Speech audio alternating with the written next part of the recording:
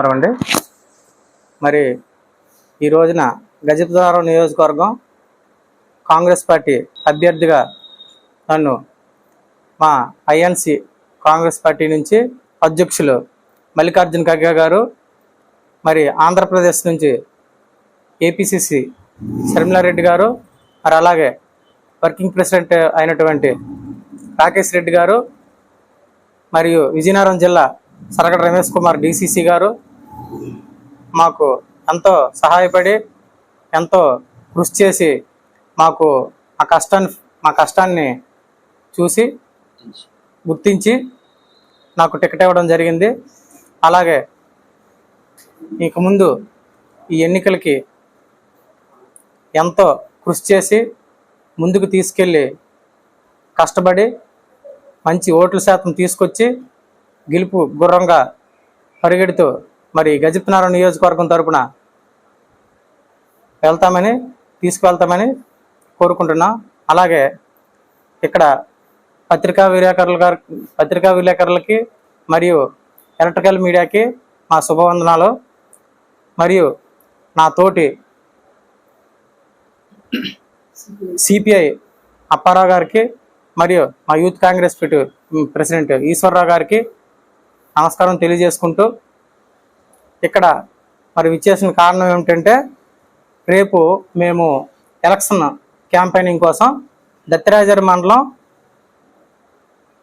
4 గ్రామాలు ఎంచుకోవడం జరిగింది. అందులో Vijayarampuram, Ramachandrapuram, Rajula Ramachandrapuram, Chintalavalasa, Cherukupalli, hamlet village, Rajulavalasa hamlet village మొదటగా 4 గ్రామాలు పెట్టుకున్నాం. మరి రేపు అది గడప గడపకి కార్యక్రమం మొదలు పెడదామని చర్చించుకున్నాం.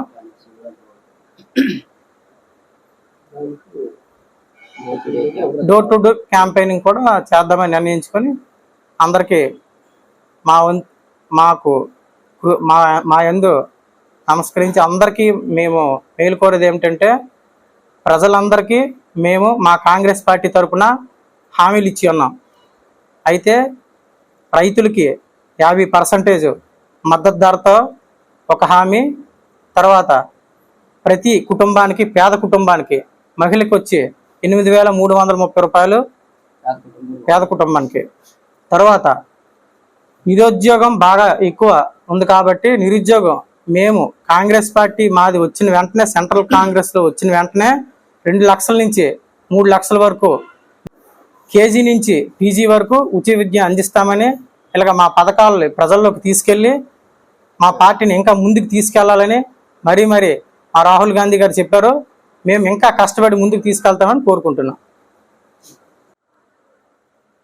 సిపిఐ, సిపిఎం వామపక్షాలతో పాటు కాంగ్రెస్ అభ్యర్థి అయినటువంటి దాదాపు కోర్మాడి గారు అభ్యర్థిత్వాన్ని మేము బలపరుస్తూ ఈ నియోజకవర్గంలోనే ఇప్పటికే ఉన్నటువంటి కార్మిక, కర్షక, రైతులు అందరూ కలిసి రాష్ట్రంలోని దేశంలోనూ కూడా ఒక ఐక్యతగా వెళ్ళాలనేసి కాంగ్రెస్, సిపిఐ, సిపిఎం కూటమిగా ఏర్పాటు కావాలని, ఈ వామపక్షాలు కలయిక వలన కాంగ్రెస్కి మరింత బలం చేకూరుతుందని చెప్పేసి దృఢమైన నమ్మకంతో, విశ్వాసంతో రాహుల్ గాంధీ గారు కానీ, ఖర్గే గారు కానీ, సిపిఐ కార్యదర్శి గారు రామకృష్ణ గారు కానీ, సిపిఎం కార్యదర్శి శ్రీనివాసరావు గారు కానీ అందరూ కలిసి కూటమిగా ఏర్పడి ఈ ఎన్నికల కోసం సన్నద్ధం అవడం జరిగింది.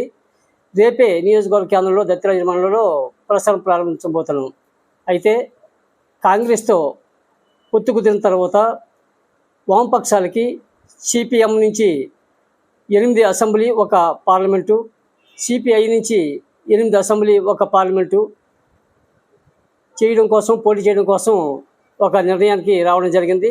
ఈ క్రమంలో ఇప్పటికే బడుగు బలహీన వర్గాల పేద కుటుంబాల పట్ల నిరంతరం 1925 నుంచి వామపక్షాలు పోరాటాలు చేస్తూనే ఉన్నాయి.